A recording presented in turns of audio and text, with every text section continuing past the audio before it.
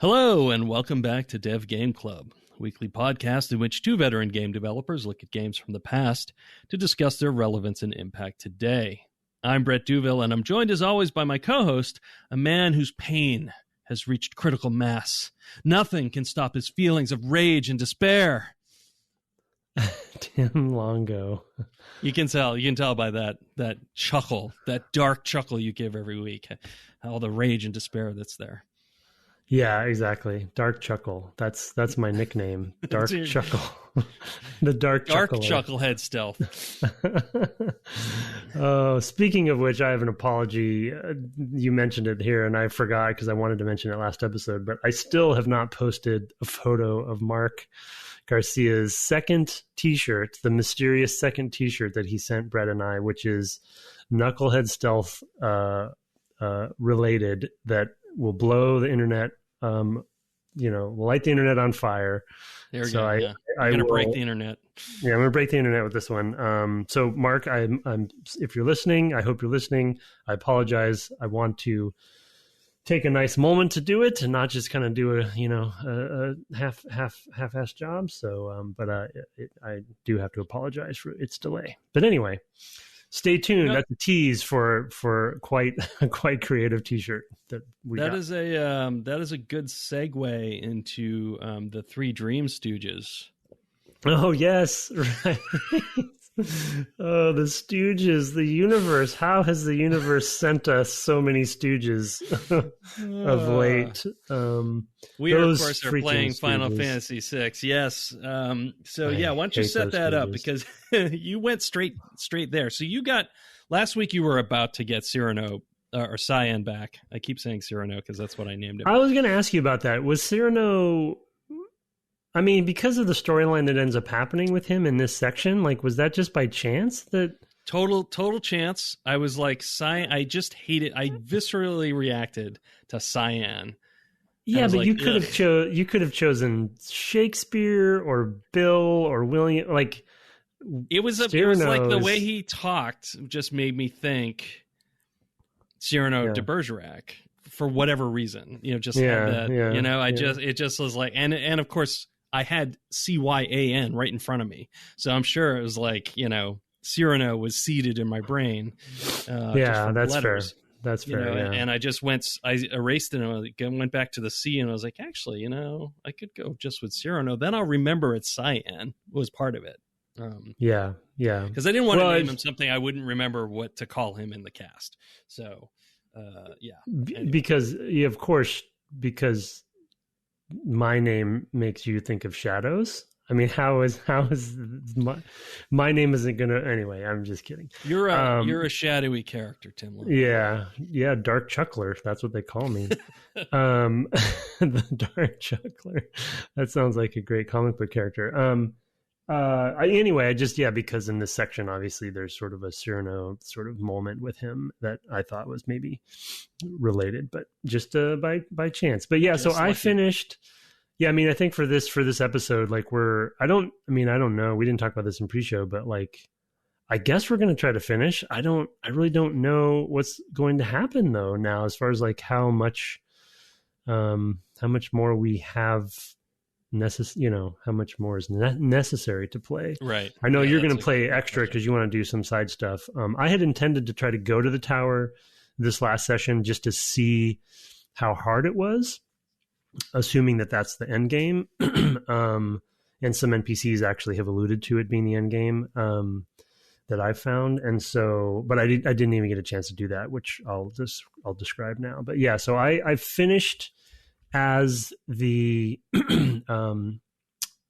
Falcon gets to, is it Miranda where you first go, where the pigeon's going? It's Miranda. Yep. Mm-hmm. And you find that the dragons are in fact optional. So that's a big. I just looked it up because I thought it would be good to know the answer to that. So you can in fact skip them and go. That's the thing that I've been most worried about. Like that those would be. Yeah. Right. Yeah. So. I mean, on the flip side, though, they probably give you something quite good. So I bet they're magicite. I bet they are themselves powerful. We have so many spells though. I don't know what. I mean, I guess it would be more to have the Esper at that point to be able to summon. Oh yeah, right. You could just summon them. That's pretty cool. Yeah. I mean, that's why. Yeah, that's why I wanted to try the tower out to see if you could just initiate the end sequence and then see how bad it is and do some scans and see what levels things are at. I kind of wanted to do a recon mission, but I didn't get to. But yeah, by the way, I did text you this. But yeah, the dragons are, at least the one that I fought was level 74. So more than double double my current level. However, when I get to that section, I'll describe, I think we talked about it over text, but I'll describe some of what I found out that will probably make it so we don't need to be at level to beat them. So there's 3 of us or 4 of us, so. Yeah, but also just the getting some using some smart items, basically kind of like neuter them quite well. But anyway, Miranda, you find the woman who is named Penelope. I don't know why Penelope's coming to mind. I don't think that's her name, but anyway, she's receiving flowers from somebody. And letters from her boyfriend. Her name should have been Roxanne, but yeah, right. And so from Mobley's, I forget how to pronounce that, or I don't know how to pronounce it, but anyway, so it kind of like one thing leads to another, right? And you then discover that the location of the where the pigeons are coming from, and you follow that to essentially Zozo, right? And so this is where sort of like my plan basically went off the rails, because I just kind of kept on this Cyan kick for what I thought was I definitely played for quite a while. I think I probably did close to 5 hours of play, I feel like. But the sections are just so long. At least what I did. Zozo, I kind of did more exploring in Zozo than maybe I should have. I did get the chainsaw, I did some things I hadn't done yet, and things like that. So I didn't optional stuff basically. But yeah, so I thought it was kind of cool. It was kind of neat. I think this whole section, to be honest, has been fun because you are returning to these places that from the first, 2/3 of the game. And they are because of the end of the world and because of the world state has changed so drastically that they're in a different state, and that's been fun. And Zozo is still a hostile town, which are not my favorite, but it at least levels you up. And so and then you eventually find a way.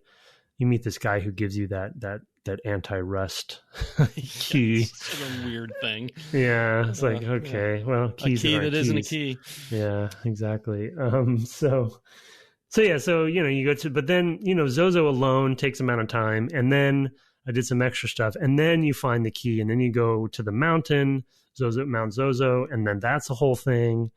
And again, navigating, which we've talked about ad nauseum, and I won't go into again, but it's like there's a few of the sequences where you're navigating essentially kind of a maze-like area while fighting, and that constant problem I have with just like memorization and association of like where I need to go, and that one wasn't as complicated as like the floating continent was, but for me at least. But it does take time, and then you get there, and then you see him, and Cyan's up there, and he's making flowers, like silk flower bouquets, and riding this woman because he felt, it was actually kind of a touching story. I thought they did a good job with that. And he knew that her boyfriend was dead and felt bad for her or something. And so wanted to kind of act as him in these letters and send her flowers. And that's where the whole Cyrano de Bergerac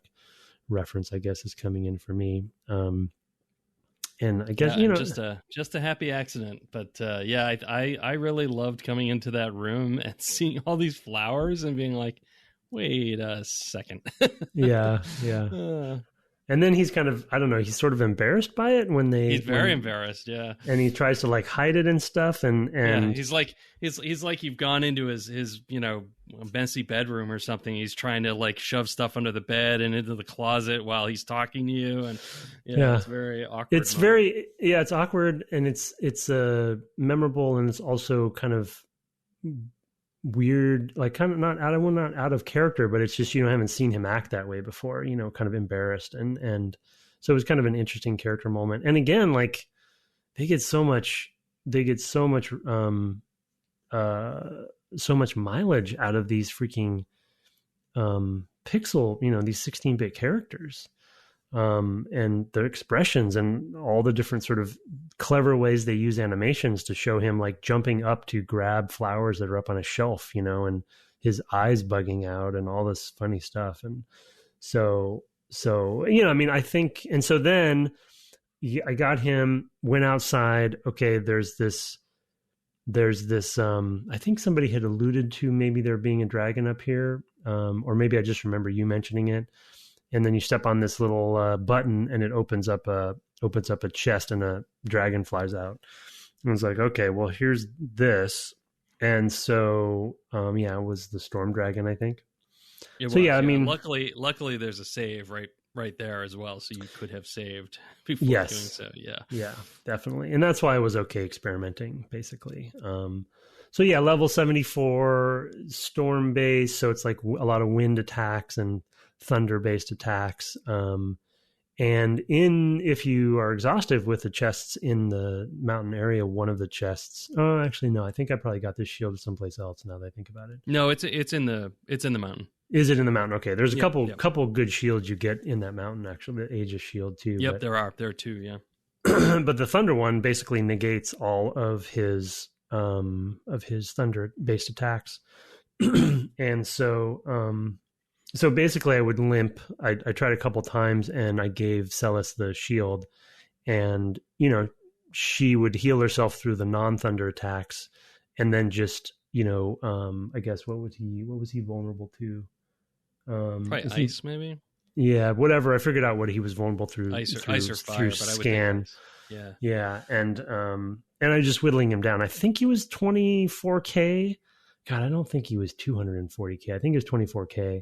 So I probably got pretty close, but eventually, just like with his claw attacks and stuff, I couldn't keep up because everyone else was, of course, dead or wounded. So she was just by herself. So I think it's within reach. I'm like around level 32 or 3 or something. So clearly, with 10 more levels or something, I'm sure we could do it. But so that was exciting, and that's the other thing I was going to say about this particular battle. And it actually created a bit of a revelation for me that I don't think I've mentioned. And I apologize if I have, but with my whole thing with the random battles, I think one thing that's occurring to me, with at least how I've leveled in this game, and probably was, pretty similar in 9, but I think I just don't get enough enjoyment out of the battle system to warrant, like, I think if the battle system was more interesting and complex to me and just more fun, that I wouldn't mind as much being interrupted or I wouldn't feel interrupted. It would be fun. I would be looking forward to being interrupted to have these battles. But because for me, it's just kind of become this sort of like rote, like I'm not really thinking too hard about it, and I kind of just mash through it. And maybe it's because I'm well leveled in this game for it. And then I think the reason that this occurred to me is when I fought the dragon, it actually was very difficult. And I was thinking about different strategies, and I tried a couple different things, and same thing with the Stooges. And those times I do have fun, so yeah. I'm just wondering if, like, once you do overlevel yourself, if the game kind of becomes less interesting for the battles, and then they become, less, more frustrating. So. Yeah, it's funny. I've been over-leveled a bit at different points in this game, and I haven't felt like the random battles, for the most part, don't really bother me. And when the world changed to the world of Ruin, I'm no longer over-leveled. In most places, each battle is a possible not likely wipe, but characters could certainly go down, and there's a lot of sort of, managing of curing everybody after battles and things, like just spending a lot of time after a battle besides of like repairing whatever happened. And it has, the battles themselves have stayed pretty rote. And they I haven't really changed my strategy at all in most cases. In some cases I've noticed like, oh, okay, yeah, I'm gonna start using Runic here, more, because there tend to be more enemies with magic attacks, and that was very helpful with the 3 Dream Stooges. So how does Runic? I don't think I've really grokked. I don't feel like I've had good success with Runic. What does it Runic do exactly? Retargets magic spells to her, and she absorbs it as MP. She gets MP from it? She gets it. She heals her MP doing that. So meaning if a spell is cast on another character, you're saying it retargets Correct, to her? Yeah. Whoever's targeted. Even cures, I think, even cures on your own party, you have to be careful. I've had this happen where you go to cure a buddy and she sucks in the cure. Yeah. And you're like, oh, shoot. Right.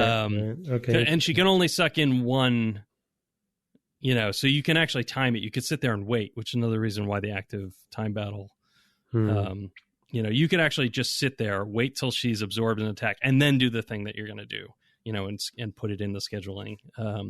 So there are ways to kind of work, even in the wait mode, to work that stuff. But yeah, basically I'm not sure I think maybe she gets the casting cost back of whatever the spell they cast is, something along those lines. Yeah. And for her, I'm using her with half MP. She's got the gold hairpin, and so I should probably put that on her. Yeah. So you can like massage that to like really maximize what you can get for her, and basically have her never run out. So and she can cast lots of cures and things like that. But I actually, I had a similar moment at the end of the next chain of Cyrano, or Cyan, I should say, that I was really absorbed in, because it was really difficult and took me several tries to understand what was going on. And it's what's at the end of the next thread,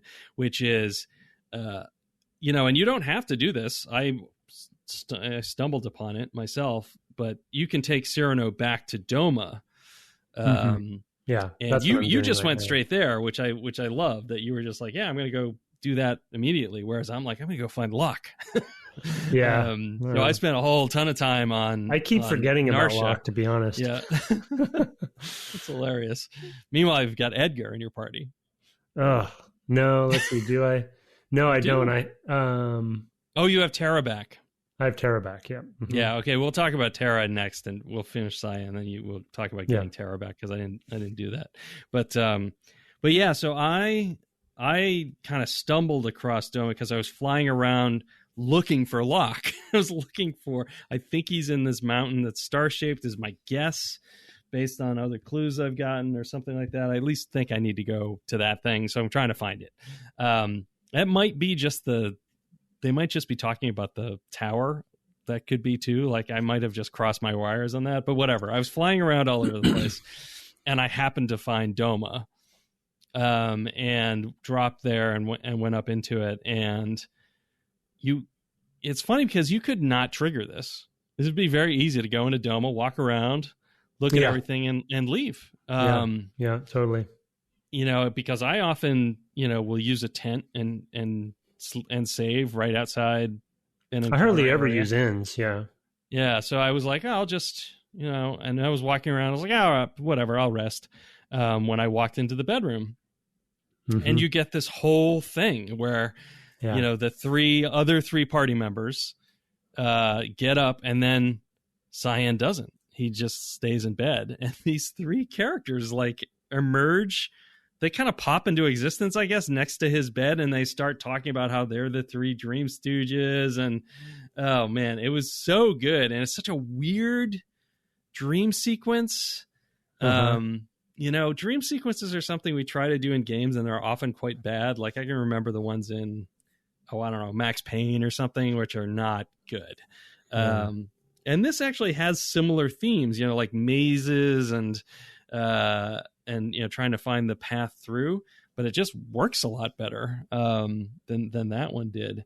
But yeah, so you basically have to, you get dispatched into Cyrano's or Cyan's psyche, into his dream, and you have to like get the party back together so you can go fight these 3 Dream Stooges and defeat them. I loved all of that, even though that battle was difficult. Yeah, it was a great surprise. And there's been a couple other, I feel like I'm blanking on, wasn't there another one sort of sequence that was triggered by sleeping someplace? Yes, with was it was Sabin, right, at the castle? Yeah, maybe so. There was maybe one with Sabin. I think Sabin. you have to sleep there with Edgar and Sabin to get the. Yeah, maybe so. Yeah, there anyway. That it's like, but the fact that castle was abandoned, basically, and then you come in there, and then I don't think I've ever seen like a dialogue box come up saying, "Do you want to, do you want to rest for free?" And so who's not going to do that? But it was just such a very nice surprise, because when I was wandering around Doma before that happened, I was thinking, oh, I'm probably just here too early. There's some other thing I have to do because there's nothing here, because that happens sometimes. But I was bummed because I really wanted there to be something to do with him coming back to Doma because of his storyline and everything that's happened with him so far throughout the game. So it felt like something should really be there. And I feel like an NPC mentioned something about Doma too. I feel like I talked to somebody who said something. They've done a pretty good job at breadcrumbing a few things like that. There's actually even an NPC in Miranda or something that you can talk to. And do you talk to that lady where she basically says, what do you want to hear about? And she has a list and you can click on it, and then she shows you on the map where that is. Anyway, yeah. So then when that happened, that was a great surprise. And obviously I haven't been a fan of the mazes in the middle of battle. This one wasn't too bad. Or in the middle of random battle area with the doors and stuff. So it's memorization. So you have to just kind of experiment. You can't really, there aren't a lot of turning points either. So it's like, there's a door. It's not too bad. There might be 2 doors. So it's like, it's like, well, I popped into existence here. There's 1 door, it's kind of not, it's not more forgiving not too bad from that. Yeah. Way more forgiving. Yeah, and then so the end of this, and I talked with Tim beforehand about being okay with the spoiler, but at the end of this, you're going to fight a battle that I died to several times. There's a save point very soon before it, but you run into basically the thing that has been possessing his mind and is trying to wrench his soul away from him, and that is a tough fight. So. I mean, first you hit the train, right? Like you. Yeah. So first you do the train. Sepia tone. Yeah. You train get to replay sequence, sort of the train stuff. Yeah. Neat. You see him running across at the beginning, and you're chasing after him, and there's a couple minor puzzles. There's some chest. Get to the chest sorts of puzzles that are different sorts of things that you have to do to get to them. Some of them are flipping switches in the right order to open a path, but some of it is, what do you have equipped? Or there's a little memory thing that you have to remember something. And ultimately you have to stop the train and get off. And then you basically, in the manner of dreams, I think you just basically step off the train right back into where you started. So you step off the train, you're back in the bedroom. So it's just neat. A lot of this stuff is just kind of cleverly done. But after that, you have this final battle with this thing that is eating away at his soul, that's trying to capture his soul. You actually talk to his his child and wife, and they beg you to save him. Of course you have to. So right. It's a little forced, and there's no choice here. Your only choice is to load an old save or something if you didn't want to do all of this. But so you have to go and fight this creature. And so what it does is at the beginning, it spawns 2 basically henchmen that are indestructible. You can kill them, but they'll come right back. There's no way to get rid of them that I found. Permanently. They'll like, you'll destroy it, it'll come back. And they do, I think, elemental attacks primarily. You know, so you're there and you're like, what is going on? And the main guy sort of floats through. There's a neat effect where like the screen blackens away, the background blackens away, and like he floats towards you and disappears. Mm-hmm.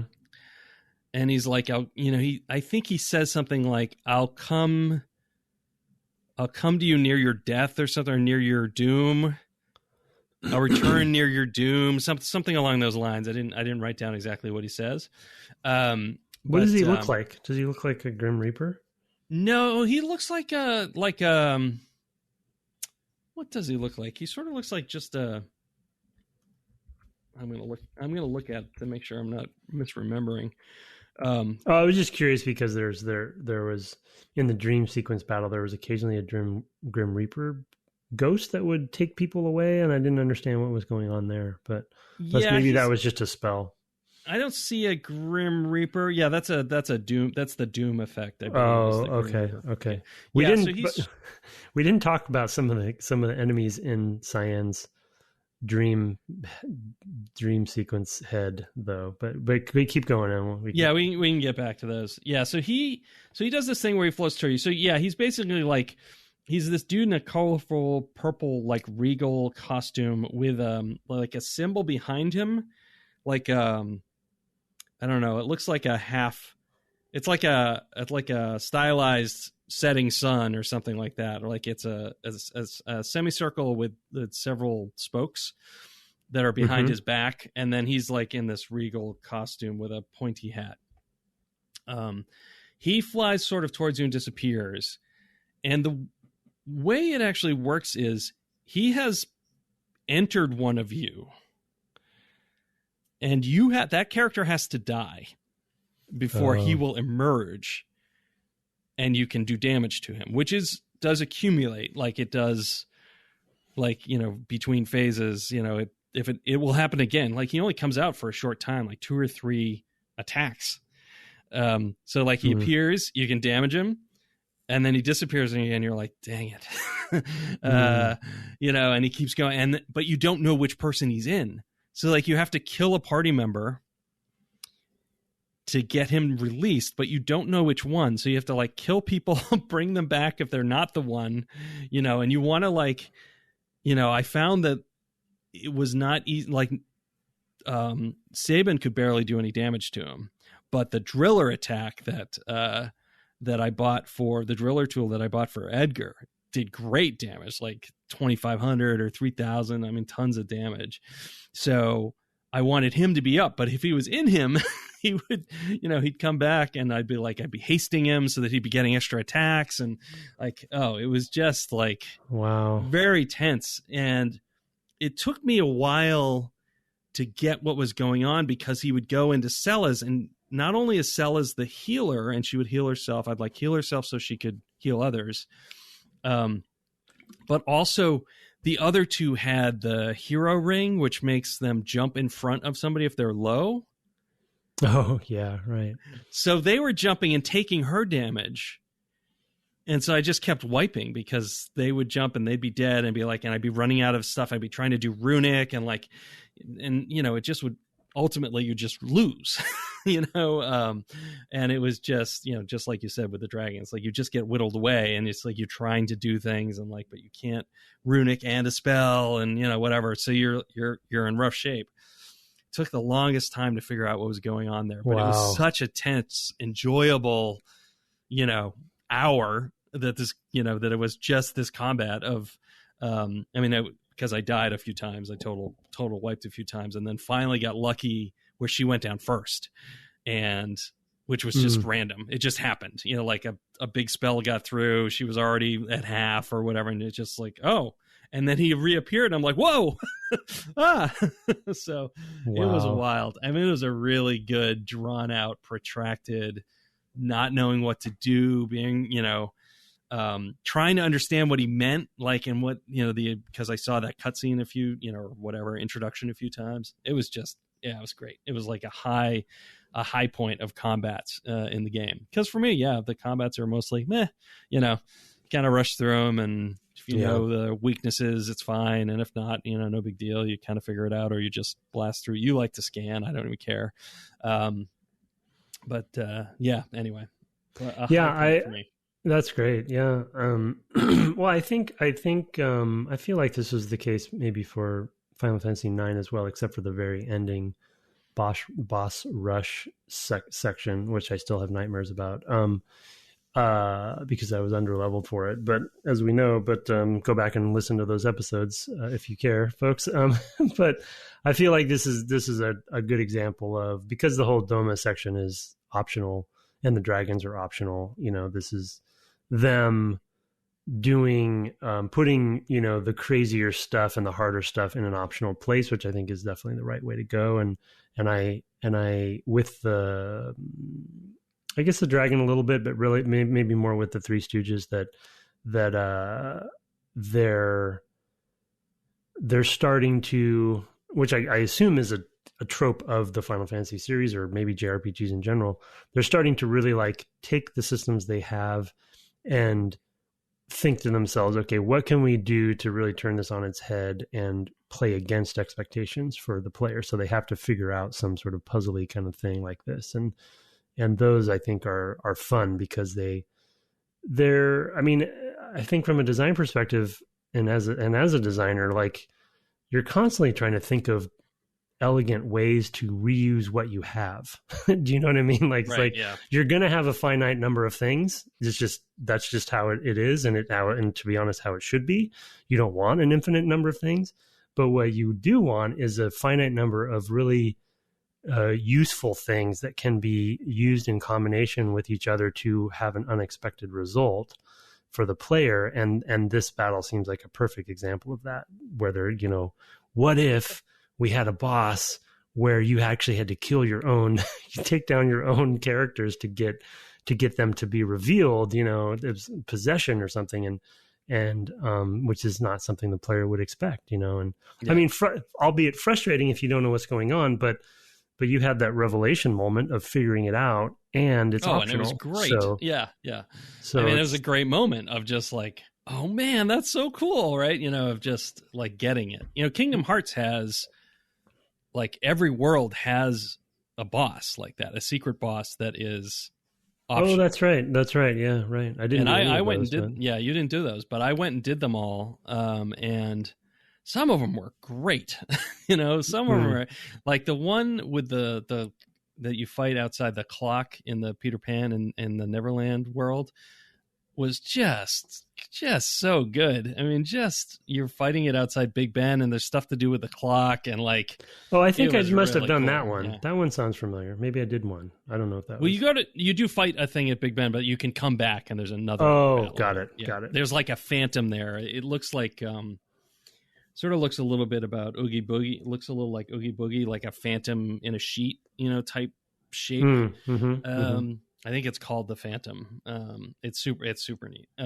There's lots of really good ones. I like the one in the desert quite a lot. I think that's the first one I took on. So I think it is a thing. But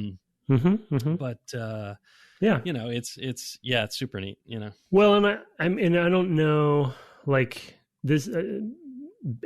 Being somebody who has played basically most or all of the modern ones, comparing it to this being, I guess what we could maybe say is the apex of their 16-bit 2D, JRPGs.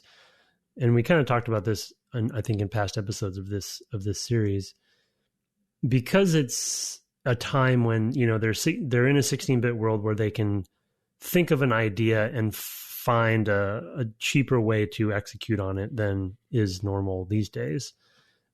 Do you feel like they they have the freedom and ability to be crazier and more unexpected with some of this stuff than they do in modern days, where they maybe have less flexibility? Or does this continue? Because I don't remember anything this like this in 9, but there probably was. I'm just forgetting. There probably is, and I don't know about it in 9, which is possible. Although 9 feels pretty... Seems pretty linear, so I don't know. Yeah. But 13, for example, there's a point at which that's the one that people said, well, once you get past the first 30 hours, it's great. Yeah, right. And it's true, and it goes to an open world sort of area where there's tons of special bosses, hunts, and and you can find listings for them, like, and know where to go for them, and you can lean into the systems that it has. I can remember there's like a plant-based creature called a Malboro that I think I killed by like this highly low incidence like special weapon that I had that, like, if you got a hit, on the first turn, there was a chance it was an instant kill, something like that. Like, and that was the only way I could figure out how to beat this thing, was to use this one weapon. Right. And it just weird stuff like that of like, I couldn't figure out how to get past that one. And that's how I got past it. There's like these giant turtles with long, very, very long legs. So they like tower way above you, and they're very difficult to kill. So yeah, they have lots of that stuff in 13. And they're not really secret. I think that's another thing though that has changed. Like here, this one's pretty hidden away, because of the resting and maybe not even needing to do that. And like, I think that part of it has changed over time. Yeah, and I'm just wondering, I guess the reason I'm asking, and it's obviously a very undercooked theory or thought, and I guess maybe obsessed fans of the whole series could answer this, but we'll never really answer it probably, is I'm just wondering if like 6, one of the reasons it's so beloved by the fans, especially kind of the old school fans, it feels like, because of the nature of it being 16-bit and them being at the top of their game for this era, right? Because it's the last one before 7 and all this stuff, that it feels like it's like the most experimental and the most sort of like diverse in what it's trying to do or could it be? Obviously, I can't confirm that because I've only played one other, but like, I'm just kind of like wondering if one of the reasons that it sticks with people is that it's like, they did what? And then they did what? It's like, they just keep having these like what moments. And I can only imagine, even with 7, and I'd love somebody to write in and say, oh no, 7, is the apex because they do that. And then it's also high res or whatever. But I can just imagine as they go bigger and bigger and bigger, that's just like, there's only so many whats you can do, and this one just seems to never stop. I think there's also an expectation. Like, I think these games establish the expectation of there are going to be secret bosses, or they're going to be, there are going to be optional bosses, say, that, even though they're maybe less secret now than they used to be. Like even, I think 12 has them as well, where there is that similar sort of system where there's a hunt system. But there are some really difficult hunts. Like, basically, there was a point in that game where I'm like, okay, I'm going to go do all the optional hunts. And like, I got to this one that was a unicorn, and it just wrecked me again and again and again. I said, okay, I guess I'm not going to do those hunts. And I went and finished the game. Someday. So I don't know. I mean, I think these games, this and Chrono Trigger especially, like, helped establish the expectation of JRPGs that would follow, that they would have all this other stuff hidden away that you had to find.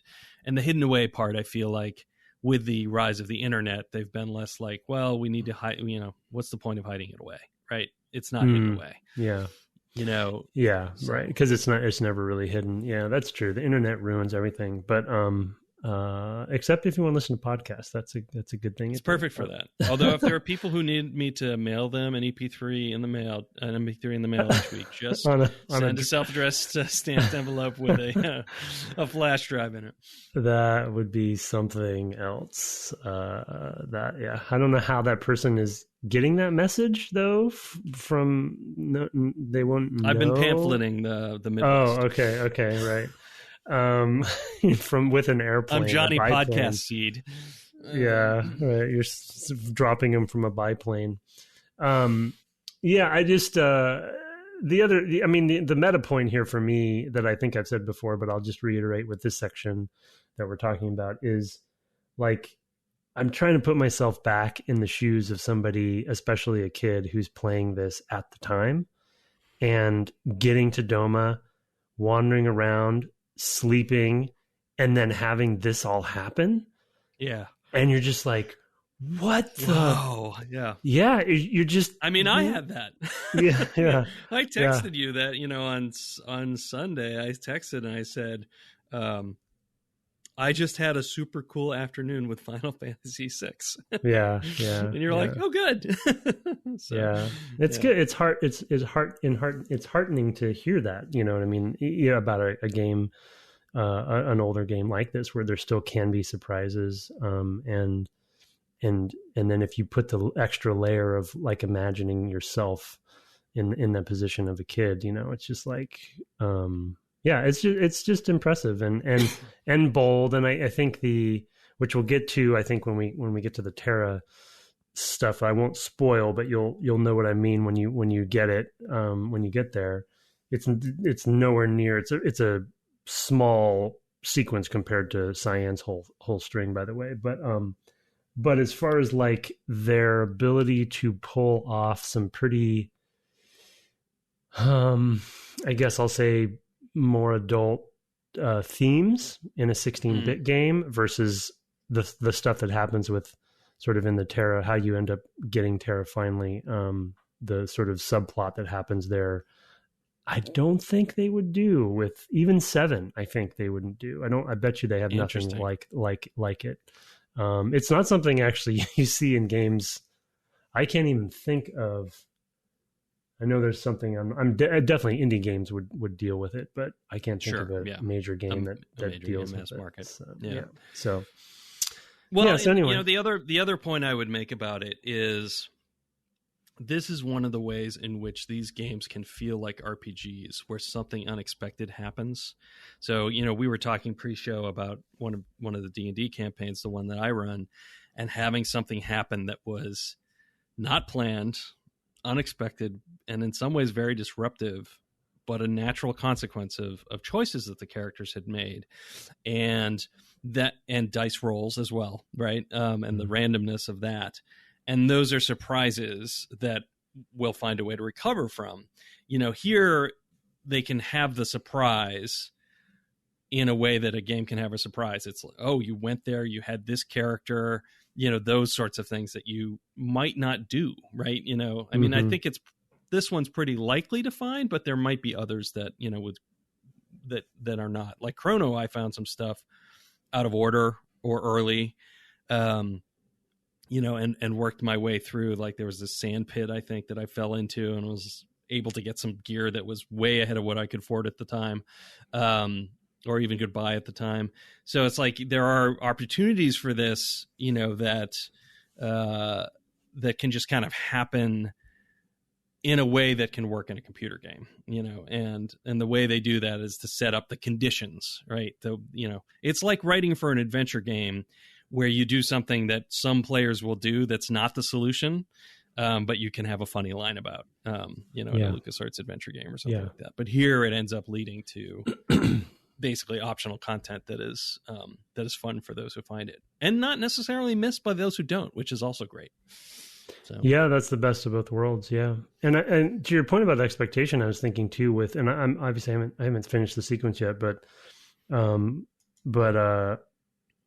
It had always felt like there was unfinished business with Cyan. Yeah. And the fact, and when the dream sequence started, and luckily I've started the train section, so I know that now that it exists. But when the dream sequence started, I was a little bit disappointed because I wanted the dream sequence to be on the train. My expectation was that he would return to the train somehow.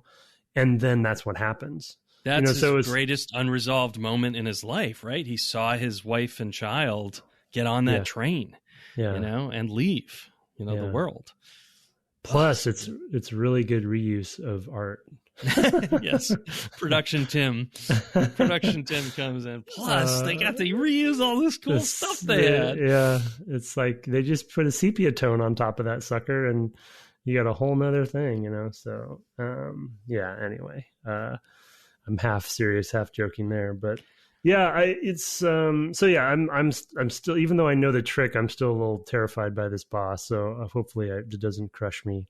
It might, but a couple times. Yeah. It crushed me several times. So, my spirit rather. Yeah. But yeah, we'll see. But yeah, I did get, so I ended there. I'm trying to get to that boss, but before that I did get Terra to join. In fact, after I got, so I didn't go straight to Doma, because after I got Cyan, I went to get Terra, and then I went to Doma. Okay. So it wasn't straight there, but my plan was to go to Doma fairly quickly, because I wanted to see if anything would trigger with him before I kicked him to the curb, which is what I will be doing. It's funny. I think of Cyan actually as maybe looking a little bit like Sakaguchi. Oh yeah, I could see that because of the mustache and everything. Yeah, because he has a kind of a bushy, has had at different times. It's thinner or thicker at different times of his career. He's got a Magnum PI mustache a bit. Right. Very funny, but that when I see that character, I sort of think of him, in the portrait on the menu screen. So right, yeah, a little bit too in the 16-bit sprite, but especially in the portrait. So. Yeah, could be an homage, but yeah, I mean, Terra, you again, I can't say too much, and it's not a protracted sequence at all.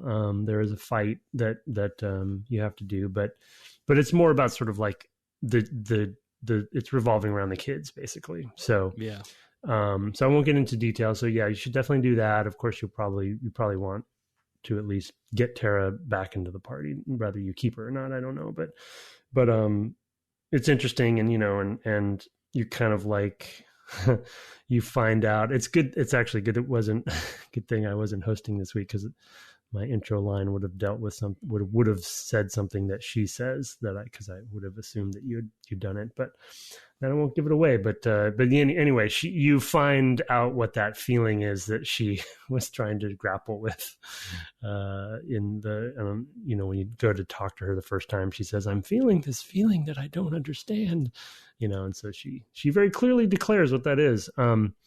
But anyway, yeah, it was good. It was good.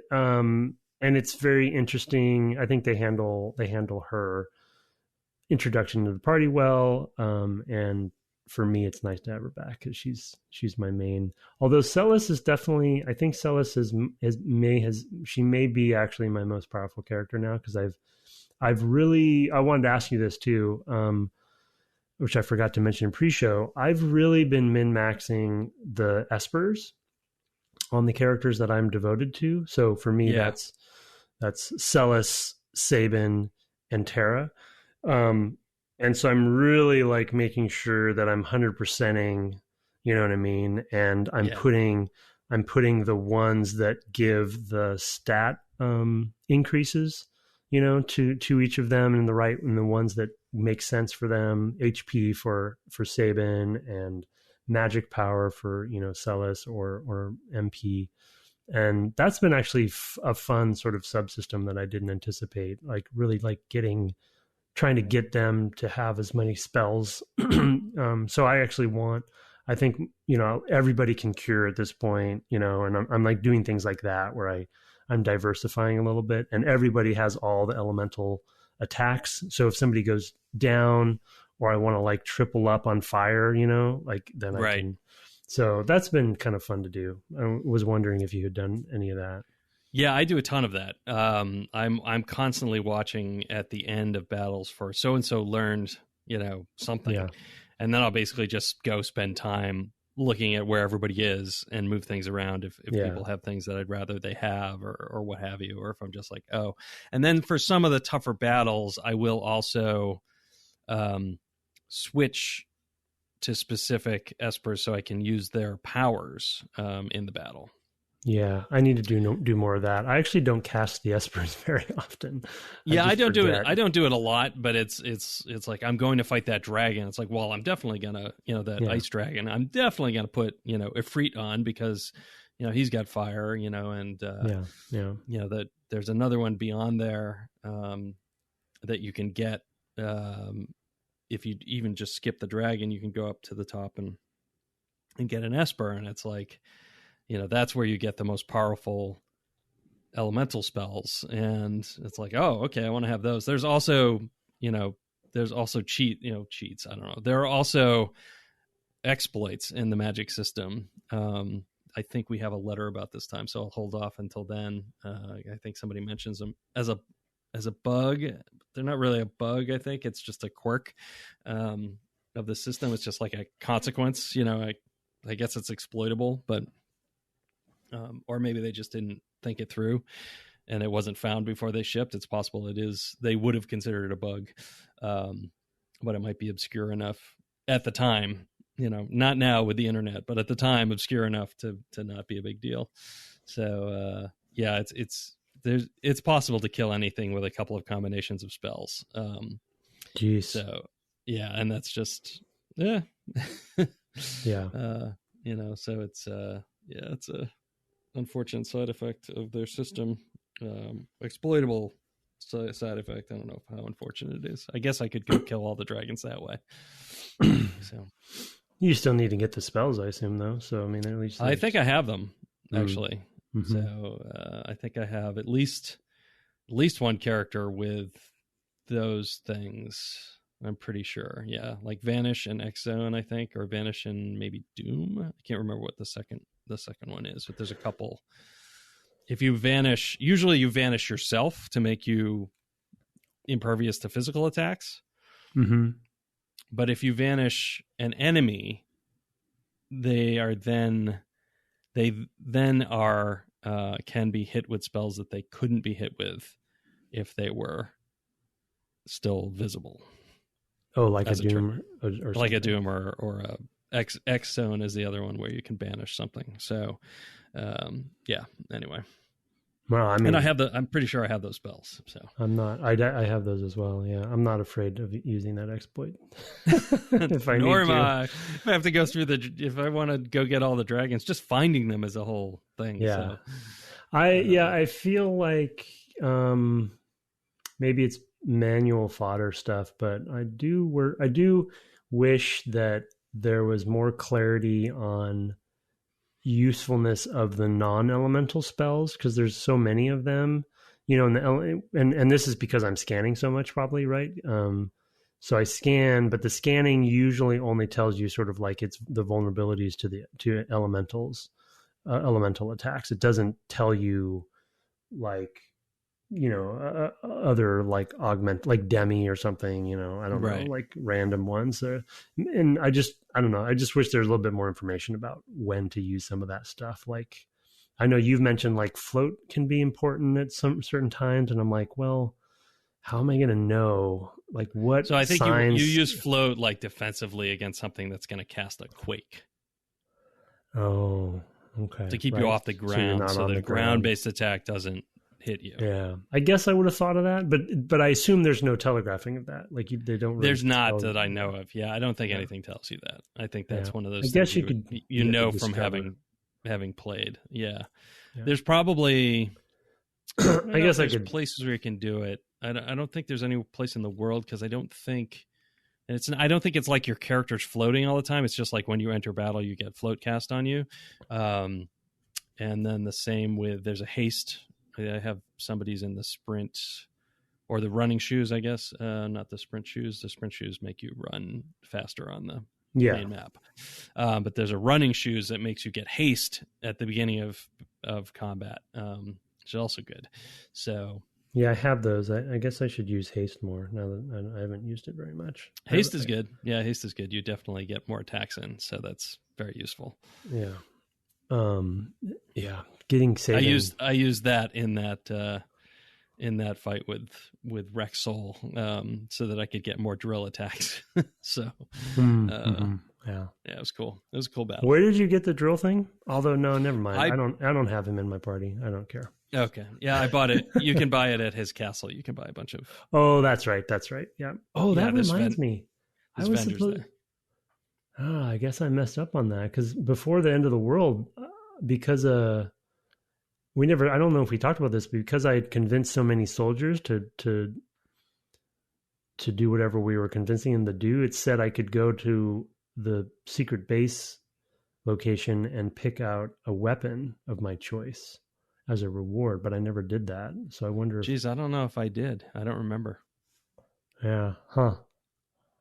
All right. I assume, well, I haven't seen if that base is still around, but I wonder if I lost that opportunity. I don't know what. Yeah, I haven't gone looking either. So I don't know. You would think that it would be destroyed, but I haven't specifically gone looking, and that'll be one of those places I find, I guess. Yeah. So, all right, let's start turning to feedback. We've kind of gone on for an hour here. Yeah. We're going to just keep playing. We'll see next week whether we're done or not. I expect to get a text from Tim on Sunday saying, I don't know. Well, I will say that I'm going to like this because I was gone for some of the weekend. It made it harder for me this last session, but right. I definitely am going to play some weeknights and stuff. And so I'm going to set a goal to at least try. And I definitely want, like I said, to poke at the tower to see how hard it is, assuming that is the end game. Because I think there's actually 2 towers. I don't know. That's what I've been told. Yeah. Right. Well, one is accessible and one's inaccessible, and so but the one of them when you first see it, you couldn't actually activate it, like you couldn't go into it. So I don't know why that would. So you're saying that there's 2 towers as part of the end game? I thought maybe one was optional. No, I was making a JRR token. Oh, okay, got it. Yeah, I hopefully they are as well. Let's give them the credit. But anyway, so seeing, depending on how that goes, maybe I kind of limp through it, but I don't know if I'm going to have time to like get up to level 74 or anything. Yeah. I don't know that I will make it to that. Although I'm at 40, I believe. So, I've gotten pretty high level. All right, turning to feedback.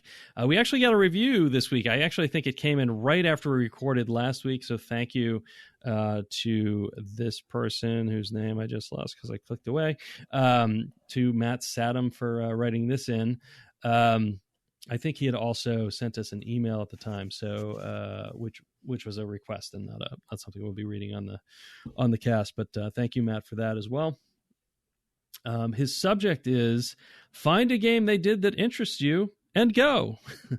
Recently, I decided to play the classic Fallout. It can be a little unusual playing it all these years later because you can lose context of the time and place and what it was that made such a widely regarded classic like OG Fallout stand out, especially if you're younger like me. Taking breaks by listening to fun, intelligent game designers discuss and dissect things flips that on its head. I just finished their Fallout series, and I can't wait to dive into the Ocarina of Time one. Find a game they've done that interests you, and go. That is a great way to do it. I agree. Yeah. Since we are not younger like him, I mean, not both of us. Tim, of course, is a little older and all that, but yes, it's good. Yeah. He's got quite Ocarina of Time, quite a series ahead of him, I think, as far as length goes, at least. Yeah, if he's also going to play OG Fallout. Maybe he gets so into it he plays Fallout 2. Can you imagine? Like that one's bigger. Like that's probably twice as long, the second one. At least, yeah. Mm-hmm. Yeah, it's huge. And I've never finished Fallout 2. No? Nope. I got to the same thing happened, I think, both times. There was like this piece of junk that you pick up. It's like a utility thing or whatever. Like it has a name. It's not trash, but it was worth a lot. And so I sold it. And then it was like what you needed to get into this city. And I think you can go back and buy it, but I'm like, I don't know where I sold that. So I'm like, I guess I'm done. And it happened twice. So it's just, I don't know. I've got a mental block. Consequences. Yep. Major consequences. Anyway. Thank you for that review. That, of course, came through the Apple Podcasts infrastructure. If you send us a review on anything else, do let us know. If we don't read it, we may just not have learned about it. So I know a lot of different apps and things and platforms let you do that these days. So just shoot us mail. We also, of course, love to get your email at devgameclub@gmail.com, like these fine people did. Why don't you go ahead and read the first one? It's a long one, so I'm just going to recline. Okay, by the Mark Garcia. The Mark Garcia. Yeah. The saga of trying to play and complete Final Fantasy VI Part 2. Oh, that's right. We didn't really get the full story, maybe. Yeah, Greetings, Brett and Tim. Chapter 2, Going the Distance. From Mark Garcia. Thank you, sir, for our logo and for all of the photoshops and t-shirts and things. When last we left our hero, he had braved the gauntlet of Austin malls, traffic, and everything in between. Had missed dinner, but had triumphantly grasped his copy of Final Fantasy Anthology. However, victory in the game was not yet within his grasp. In a twist that shocked and appalled viewers, the PlayStation 1, a noble and good friend who had made it through 2 seasons, was written off the show due to creative differences with the director. Actually, as you recall, the laser died. A tragedy, Mark. He goes on, a year and a few months later, holy crap, I found myself on my way to college, 1,800 miles away from my family. While living on a college budget was tough, I saved money each month by eating a steady diet of ramen noodles, white bread, and peanut butter. That sounds good. Eventually, I had saved enough. That's what Tim eats now. It literally is, actually. Eventually, I had saved enough to pick up a PS1 Mini, which is that reissue, great little machine. And I finally sat down and popped in the disc to play Final Fantasy VI. Holy crap. This is a saga. Though I had spent the last few years playing 3D platformers on my N64, I knew from reading reviews that this game would be 2D and utilize its original 16-bit sprites. This didn't bother me, as I found the sprites expressive and colorful. The characters felt alive, and they got me invested relatively early on. There was one thing about Final Fantasy VI that bothered me as I continued playing it. This is going to sound incredibly stupid, and in hindsight, it makes me ashamed to admit it, but the battle system bugged me. Though not for the reasons you probably think. Oh, okay. I love the diverse enemies that you could fight and the mechanics of active time battle. Still, it bothered me that when my characters went to attack, they, with the exception of Sabin, and those who had distance weapons, didn't make physical contact with the enemies. Locke or Terra would swing a sword where they stood, and the enemy would magically get hit across the screen. My entry into RPGs had been with Super Mario RPG and Final Fantasies 7 and 8. In those games, a character would run or jump across the screen to attack enemies. The lack of it here created a disconnect that pulled me out of the experience. It plagued my playthrough so much so that I made it to the Opera House and then bounced off the game when a buddy lent me a copy of Xenogears, another Square RPG with sprite-based characters, and that had a great battle system and giant mechs. What can I say? I was young and foolish, and in my ignorance, I chose to shelve an incredible game shortly after one of its best sequences. I would come back to it later and at an incredibly critical time in my life, but it wouldn't be for another 6 years from this point in time. Holy cow, Mark. This is quite a turn of events. Since I brought up this weird hang-up that I had about the characters not moving across the screens to make contact during battles, it also made me think back to your Symphony of the Night episodes. In those episodes, Tim revealed that he kind of dismissed Symphony of the Night when it first released because he was so focused on 3D games and their potential to be the next big thing. My question for you both is there a small mechanic or design choice in a game that rubbed you the wrong way and caused you to stop playing or skip the game before coming back to it much later and finding that you now really enjoy it? As always, thanks for the great podcast. Best, Mark. I feel like we there's more to the saga that I'm not asking you, Mark, to do a part 3, but now I'm also very interested to know, though it sounds maybe personal. So obviously don't share personal things you don't want to, but when you did finally play it in this critical time in your life, 6 years later, what was it about the game then, that ended up sticking with you, which there's plenty of things I can think of, but anyway, so what were you going to say? I was thinking about mechanics that rubbed me the wrong way. And it's funny because you'll know the person who I disagreed with about this game at one point and then agreed with about it much later. And that was Dark Cloud 2. Yeah. Dark Cloud 1, I had really enjoyed, despite the fact that the dungeons were they were procedurally generated and pretty bland. They were not great procedural generated dungeons. But I really liked the part of the game that happened after that, which is you would find things in those dungeons and bring them back. And they were like these baubles or whatever that were containing parts of the town. It was like the town outside the dungeon had been broken up into constituent pieces and sucked into these baubles in the dungeon. So you had to do the dungeons a bunch and get lots of these baubles. And then you'd come back, you'd put these things down. And as you would uncover people who lived there, they would tell you how they wanted to live. Like, oh, I don't want to live next to so-and-so, or I'd like to have a place by the water, or, just like these things. And you basically had like a puzzle of like how to put all these pieces together to satisfy everybody.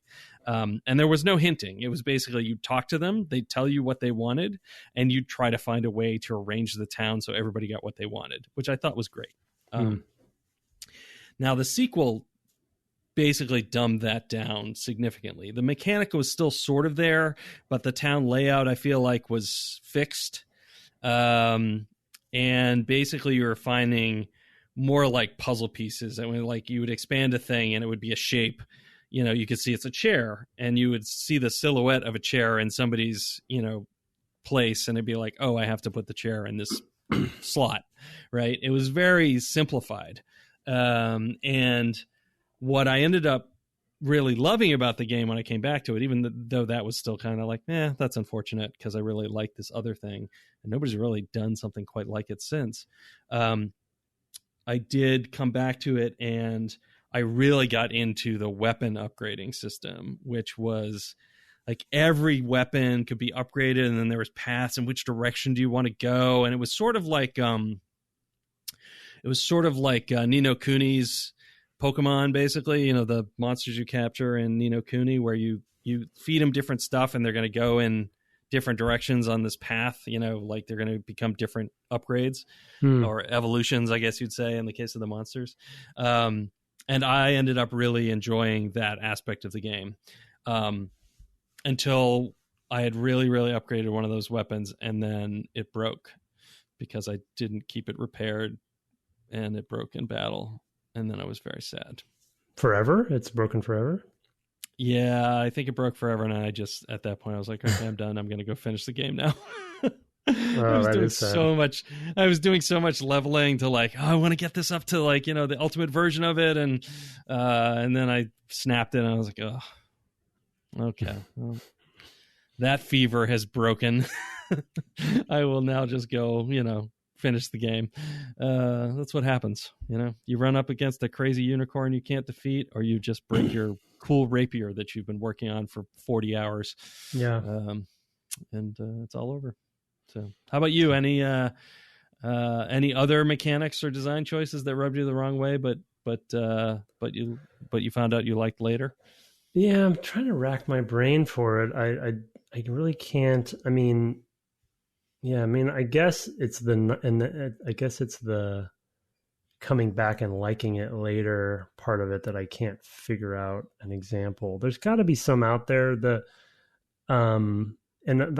irony about asking this question on the podcast is that there are plenty of those games that we have played on the podcast where I bounced off of for some reason and then came back to and appreciated, and we've talked about those on the podcast. So, not too necessary to list them. I think The one that I don't remember, I must have talked about it some when we did Shadow of the Colossus, but I don't remember if I talked about it on the series. But initially playing that game, I bounced off of its mechanics and systems, especially in the movement and grappling and sort of like how you kind of traverse these things and the stamina and the stamina, and all that stuff. And so I think a lot of people do. In fact, Brett and I have a friend, Reed Knight, who's been on the podcast. We've interviewed, he's been on the podcast, and he does listen to occasionally, and he'll listen to this episode probably in about 5 years, but he recently just completely bounced off of Shadow for the similar reasons, and I couldn't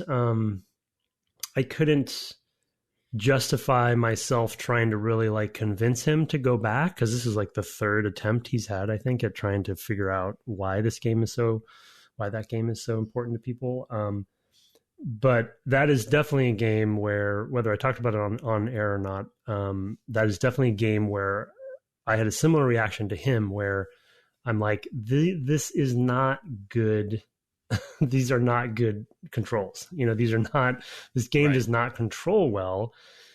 But what I had come to, as we talked about probably on the series, what I had come to obviously understand for myself at least, and I won't impose this upon anybody, but what was that it's not meant to, a game's mechanics in context, they're not always meant to be competitive or be competing with whatever the norm of those sorts of that genre is. And so if you compare Shadow to a third person action adventure game like a Devil May Cry or something that's really prides itself in the sort of moment to moment fluidity of things, it won't hold up. But that wasn't the point for me as a player, and I don't think that was their point either. It's like they wanted you to feel, the controls are highly customized, and the way that the physics work and everything highly customized for that character and for that game, and to make that character feel clumsy and cumbersome and weak at times.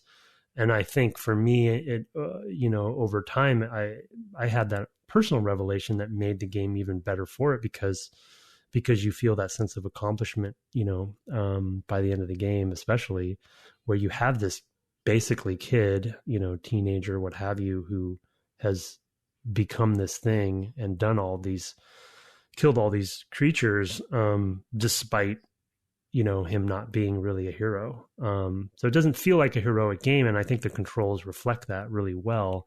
But for somebody who wants just a good feeling, fast action, game where you're doing boss fights, like, it doesn't really feel like that. And so I can totally see how people would bounce off of it. But I think I had come to appreciate it more because of it.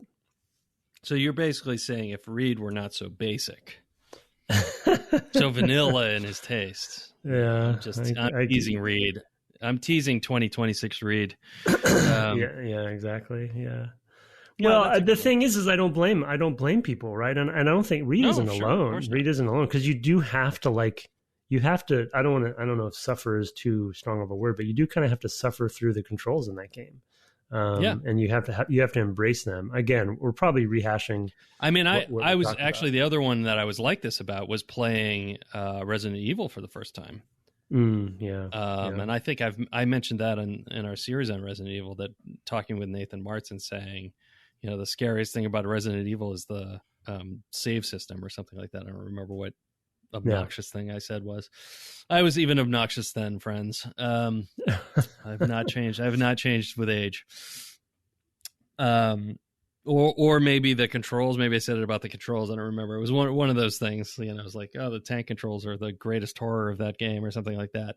And I certainly came to appreciate it. Even playing it then, not too long after he recommended I play it, I had to say mea culpa. So I didn't have to. I was his boss. I could say whatever I wanted. But that's a funny, interesting example though, because they did modernize that series. You know what I mean? Oh, so I'm not saying that they sort of proved themselves wrong, but I mean, I think they went at a certain point and said, okay, well, let's make more action horror. Yeah, we can't keep doing this kind of thing. You know what I mean? And I would put Metal Gear in that same bucket, right? Where they were very devoted to a certain kind of third person stealth game. And then as the series went on, they, I think appropriately so, modernized and made it a little more traditional, a little more, the controls were not getting in the way. Camera wasn't getting in the way as much, because everybody was moving on around them.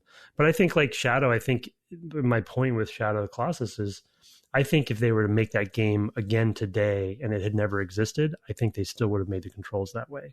Versus that's the way Ueda is, yeah. Yeah.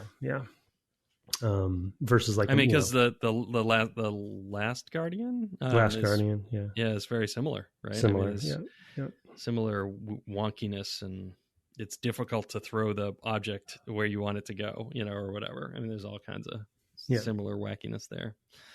All right, I've got another one here from Artemage. Tim's RPG expansion is the subject. Hey, devs. I've been continuing my dive through your backlog whilst keeping up, because when you have 8 hours a day to listen to podcasts while working, you've got a lot you can burn through. Anyway, I have a bit of a Tim focus today. I did a bit of play series hopping, so I went from Pokemon to Kingdom Hearts to Chrono Trigger, back to Diablo, and you're still playing Final Fantasy VI at Tim's suggestion, the madman. And I wanted to know what Tim thought of JRPGs as a whole compared to how his perception of the genre was before, especially compared to the grindfest of an MMO like WoW. Also, during the Diablo series, Tim mentioned having played a 6-player co-op campaign and Baldur's Gate that he didn't touch on during that series, or even during the Baldur's Gate series that Brett said he wanted more details on. Now or never, Tim. Keep up the fantastic show, guys. Artemage. There you go. It's up to you. What do you think of JRPGs as a whole compared to how it was before we went on this mad journey of 5.5 years and counting? Yeah. Well, I think so as a whole, I definitely enjoy and appreciate them more than I have before we started the podcast. For sure, I can see the allure that people have with them, and I think why they're so beloved, especially the ones we've played. And I have that. I think every time we play one, I have that draw where I think to myself, I want to play a modern one. And thanks to Mark Garcia, who has given me one that I have no excuse not to play other than time. Ni no Kuni's one that I did start when it came out, just because I love the aesthetic and stuff, and I do want to play that someday too. So I feel the draw now, and I appreciate it. I still think, as I've said on this series a lot, that the battle system specifically needs to be pretty special, I think, for me to keep interested in sort of the grind aspect of it. And that's why I kind of want to play a much more modern one to see like how that has progressed. And again, that's Mark's suggestion was 12. I think maybe yours as well. Yeah, I love 12. Yeah. So, someday I'll look forward to doing that. And the thing that I think has, as opposed to maybe a lot of the Western RPGs, especially the top ones like we talked about with Baldur's Gate or maybe the Elder Scrolls games, the thing that I think I've unexpectedly come to appreciate about JRPGs that I did not see coming, and this even goes with Kingdom Hearts as well, maybe a little bit less so with Pokemon, of course, but is their story focus and character focus is way more elaborate than I thought it was. And that's something that Western RPGs, because they so often fall on the trope of, because they're emulating D&D or trying to emulate D&D so closely, especially Baldur's Gate, where it's like, oh, it's your character. So you kind of have to be the chosen one. You have to be this sort of like, the story can only be so detailed around you because you can be anybody, because you're making your character yourself. And in these games, they're so focused on these specific characters and the party makeup and the relationship with them. And BioWare did move to a little bit more of this in some of their games, like Mass Effect and such. But, and so I guess that whole aspect of it has really, versus combat, I'm still a little like, I don't know, don't really get why we care that much about it. The world structure and stuff I really enjoy too. So it's just such a weird, because I've been so Western RPG centric for so long, it's such a weird mix of things to put into a game that still like surprises me. But I think that the story and character stuff is such a like anchoring aspect of the JRPGs that we've played so far, and I assume it's the case for all of them. That's one of the reasons I think I would play more of them. Just on my own time. For sure. The grind, I really can't. We'll continue. I'll continue to suggest 12. I think there's a lot to like there. Okay, yeah, and the grinding, I can't. I trust me. I have inner demons on the whole grinding debate. I don't know why WoW. I think one of the things with WoW for me is the cohesiveness between combat and exploration. There isn't a mode shift, and it is very rote, and it's not that interesting. But I play MMOs, especially WoW, in much more of a like Zen state, and I don't feel like I can totally tune out in a JRPG.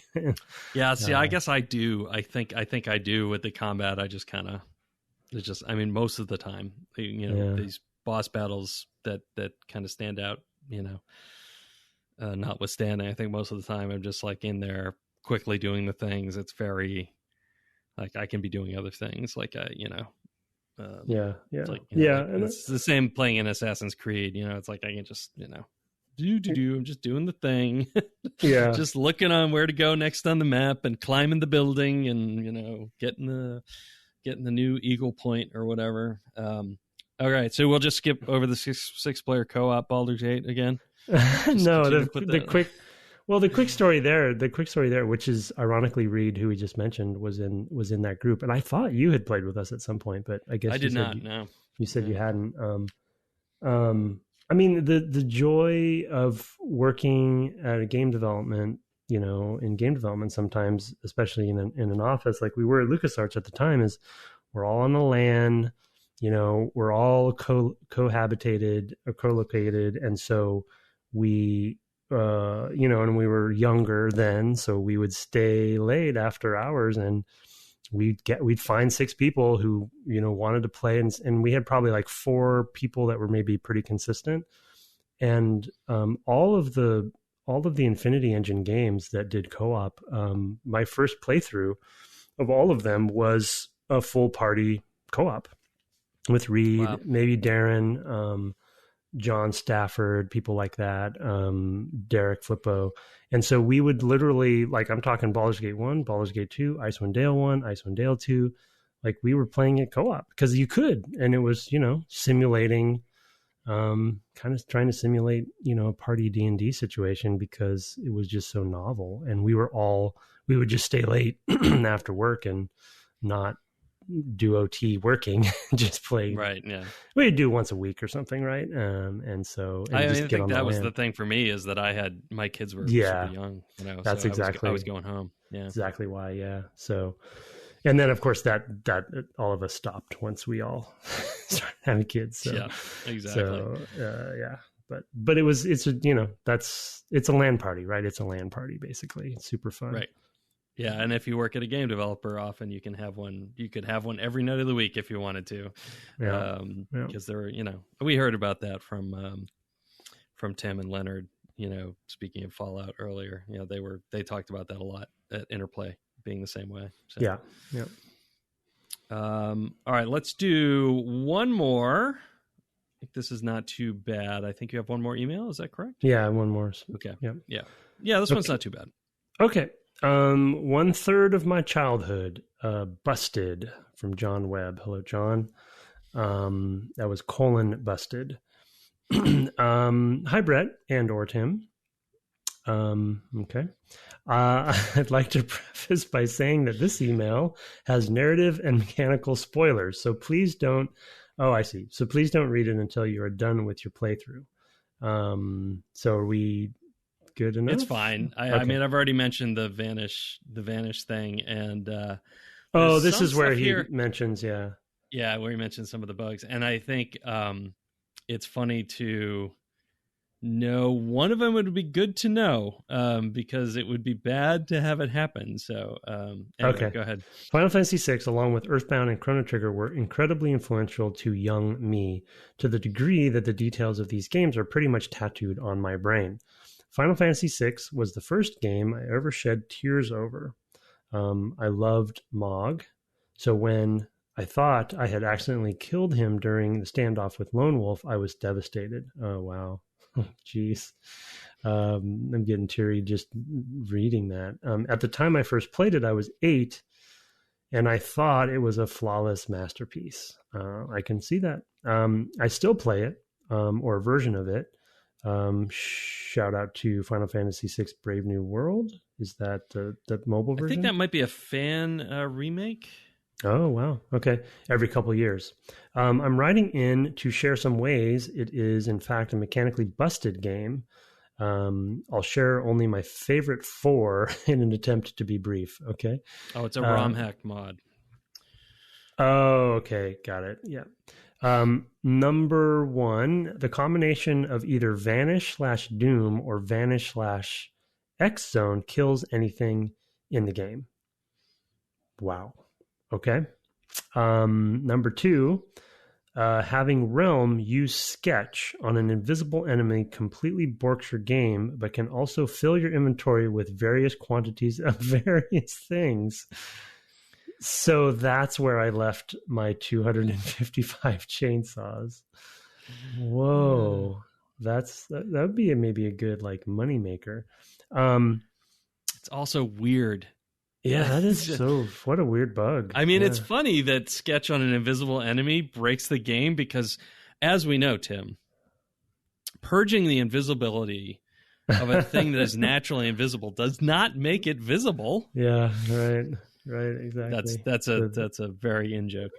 Yeah, very inside. Yeah, but I guess it is kind of funny though that she's trying to sketch something that isn't there. So it feels like feels like the streams would cross. Anything could happen. Yeah. And you're like, well, what is she going to draw? She doesn't know. She's just going to have to. And then she imagines 255 chainsaws, I guess. Yeah. I wonder if that was intentional, huh? The blind status, number 3, the blind status and the evade stat do nothing. Magic evade counts as evasion, both magic and physical. Counts as evasion for both magic and physical attacks. That one feels like a bug. Yeah. Okay. Or a later optimization or something like that, or I don't know. It feels like a crossed wire. Yeah. Number 4, turns out Cyan hides a lot of unaddressed anger under all of that chivalry. If he uses his second sword technique, the one that is a counterattack, and it is turned into an imp kappa, and then KO'd and revived before the counterattack is activated, he will go into an infinite loop of attacking. What? Oh my God. If he uses the second sword technique that's a counterattack and is turned into an imp after that happens, and then it's KO and then has to be KO'd as well, but then revived, that is quite a series of buggy events. That's definitely a bug. That definitely felt like a bug too, yeah. I played Final Fantasy VI numerous times, and it is popular enough that it is difficult to randomly encounter. So see what I did there. A newcomer's perspective to the game. Listening to YouTube play through it is like podcast candy. John Webb. He sent links to all of these bugs that are on the fandom wiki, so I will put those in the show notes for folks to go read up on. But I thought those are pretty good. Yeah, it's good. Alluded to one of them. I had heard about the Vanish Doom thing, and I think I was streaming, and I was choosing between a relic that would up my evade 20 points and something else, and they're like, oh yeah, evade doesn't do anything. I was like, what? Like, yeah, on the SNES, actually I don't know if that's true of the PS1, but the SNES version, evade doesn't do anything. I don't know if they fixed it I doubt it, but maybe. Anyway, so I thought that was pretty good. And I would not want to have my game be totally borked by using Realm on an invisible enemy, so I'm just kind of glad to know about that, because at some point I'll have her in my party. I might want to use her more. So yeah, I'm actually I told Brett this, but I think once I find her, she's going to be my fourth. I just think, what game? I mean, maybe Earthbound is an answer to this too. But what game can you have a child artist who casts spells or whatever through her sketching and painting, and her weapons are brushes, paint brushes of different names? Like what game does that? Yeah, I have to use her. I have to use her because it's so unique and weird. That's another example of like, I just, from a story and character perspective, that JRPGs seem to really like flourish in, and Western RPGs just kind of do the same old stuff. Like, I love the same old Tolkien stuff, but it's like, it's pretty. I feel like, Beyond Divinity tries to walk that line a little bit better, or Beyond Divinity 2 or whatever it's called. That's what's called, right? Beyond Divinity 2. Yeah, Divinity Original Sin. Reed and I are playing that right now. That's what I mean. Yeah. Divinity Original Sin. They do try to do some stuff, and kind of broader archetype, more archetypes, broader archetypes, and it's still in the Tolkien mode, but there's this is, I mean, I don't want to go too deeply into this, but I have this whole other sort of not theory, but like topic when it comes to, because Witcher falls into the same category, because I love that series and I've played all of those. It's basically the Eastern European perspective on Tolkien, and they and both the Divinity, at least Original Sin, and the Witcher games, like, I think do have a really interesting take on those tropes. So they're better, but the foundation is still the same. Yeah, it's still the same. Yeah, for sure. That's a good point, right? Because Larian's like Denmark, maybe. No, I think they're in one of the more Eastern Slavic countries. I thought, but I thought they were in Copenhagen. It could be right. They started in Ghent, in Belgium. Oh, okay. Yeah, but I mean, a different perspective still, for sure. That's not Belgian. Belgian is not one that you necessarily think of, but cool. All right, well, those are a few emails. We still have plenty, but now it's time for us to bid you all fair adieu for the week. Those were, of course, sent to devgameclub@gmail.com, and thanks for the review to Matt Satum at the Apple Podcast infrastructure. We love having all of those. You can find us on the web at devgameclub.com or on Twitter at devgameclub, where you can also find my co-host at Tim Longo Jr. with a JR at the end. You are still, even though not this week, you've been stranding death across America. Strands Across America? What are you doing? You're playing Death Stranding anyway on your Twitch channel. Yeah, my title is Strands Across America. Yeah, just probably no youngster will understand that reference, but well, if they've seen not Get Out, but the next movie he made, Us. I haven't seen Us, but is there a Hands Across America? Oh, it's hugely important to the whole thing. Yeah. Oh, really? Oh, yeah. Okay. Oh, you got to see it. Now I got to watch it. Okay. Yeah, that's good. I assumed that was why that came back to your mind. No, because it's a huge plot point in that movie. How weird! What a funny thing. I guess he's around. I guess he's around. Yeah, he's roughly contemporaneous with us. Yeah. I'm taking this week off, but I'll be back to it. The game has gotten even more interesting. So I mean, it's the kind of game where the more tools you get, the more interesting it gets, right? So I have a lot more upgrades and stuff going on, and they've made some interesting stuff. So it's a weird game. I mean, Kojima's he's still problematic in some ways that are still unfortunate, and I have to grapple with my demons on that, but he still does some weird enough stuff where I'm interested to keep playing. So yeah, and it's actually also, if you don't have interest in playing that game, because I can totally see how people might not, I think it's actually a pretty fun thing to watch rather than play, because it's such a weird thing that seems like kind of an elaborate walking simulator, so it might be a reason to come watch. But yeah, thanks for everyone. I admit I would have loved to just watch rather than to induce carpal tunnel on myself the end of Metal Gear Solid 4, so I could see that too. Yeah, that ridiculous button mashing section. All I've been doing some Dragon Quest builders. Always want to say heroes there. At twitch.tv/BrettDougal. Yours, of course, is twitch.tv/Tim Longo Jr. with JR at the end. Our intro and outro music was written and performed by Kirk Hamilton, commissioned by friend of the cast Aaron Evers, and our logo is by Mark Garcia, who we've mentioned multiple times this week. Thanks to all of them. Have fun being a composite monster made out of wretched spirits dispatched in meaningless wars this week. And good night. Good night.